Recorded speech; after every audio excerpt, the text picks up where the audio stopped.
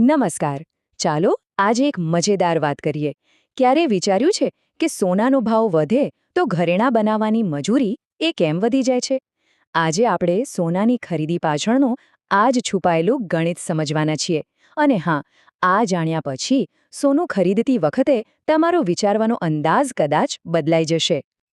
જ્યારે પણ આપણે સોનાના દાગીના ખરીદીએ અને પેલું બિલ હાથમાં આવે ત્યારે આપણી નજર સીધી સોનાના ભાવ પર જાય છે, ખરું ને? પણ એ સિવાય બીજું શું હોય છે એમાં? બિલમાં કઈ કઈ વસ્તુઓના પૈસા જોડાયેલા હોય છે? બસ આ જ સવાલથી આપણે આપણી વાતની શરૂઆત કરીએ.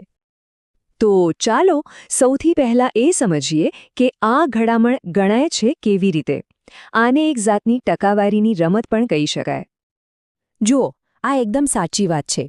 સોનું ખરીદવા જઈએ એટલે આપણું બધું જ ધ્યાન સોનાનો લેટેસ્ટ ભાવ શું ચાલી રહ્યો છે એના પર જ હોય છે. પણ એક બીજો મોટો ખર્ચ પણ છે જેને આપણે મોટાભાગે ધ્યાનમાં જ નથી લેતા અથવા એમ જ સ્વીકારી લઈએ છીએ કે આ તો હોય જ, અને એ છે ઘડામણ, એટલે કે મેકિંગ ચાર્જીસ. તો સવાલ એ છે કે આ ઘડામણ છે શું?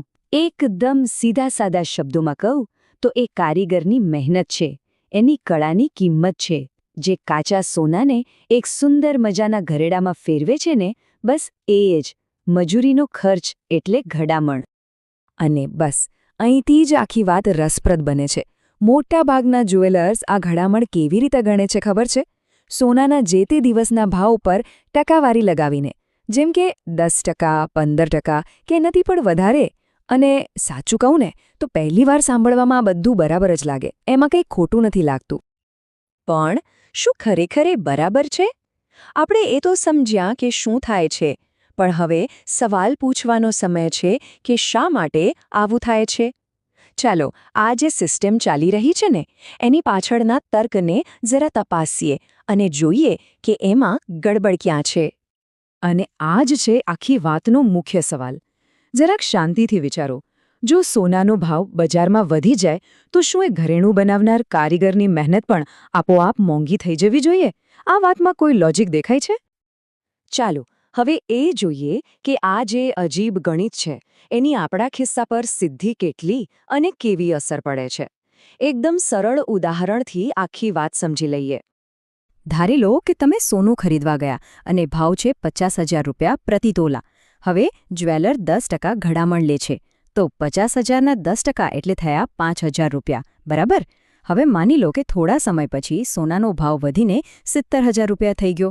ઘડામણનો દર તો એ જ છે, 10%, પણ હવે 70,000ના 10% એટલે કેટલા થયા? સીધા 7,000 રૂપિયા. મતલબ કે એ જ ઘરેણાં માટે હવે મજૂરી 7,000 રૂપિયા ચૂકવવી પડશે. અહીં જુઓ આ તફાવત કેટલો મોટો છે. કામ એનું એ જ છે, કારીગરની મહેનત પણ એટલી જ છે. પણ માત્ર સોનાનો ભાવ વધવાને કારણે જે કામના પહેલા 5,000 રૂપિયા લાગતા હતા એ જ કામના હવે 7,000 રૂપિયા આપવા પડી રહ્યા છે. સીધો ફરક. સીધા 2,000 રૂપિયા વધારે. અને આ જે 2,000 રૂપિયા વધારે ગયા એ કોઈ વધારાની મહેનત માટે નથી, કોઈ નવી ડિઝાઇન માટે નથી.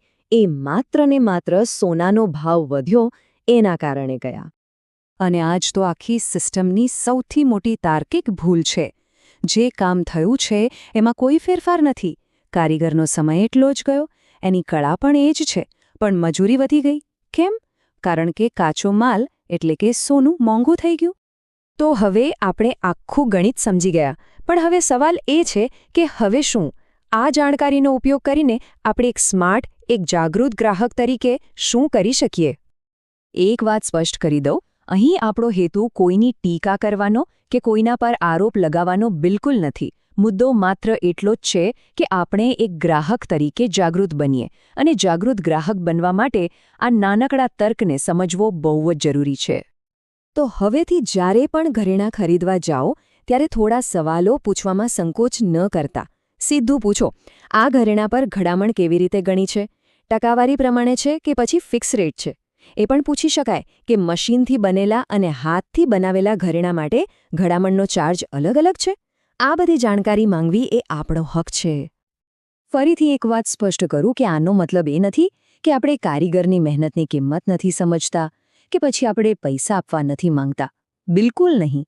હેતુ માત્ર એટલો જ છે કે આપણે જે પણ પૈસા ચૂકવીએ એની પાછળનું ગણિત સાચું, તાર્કિક અને પારદર્શક હોય, એકદમ વાજબી હોય.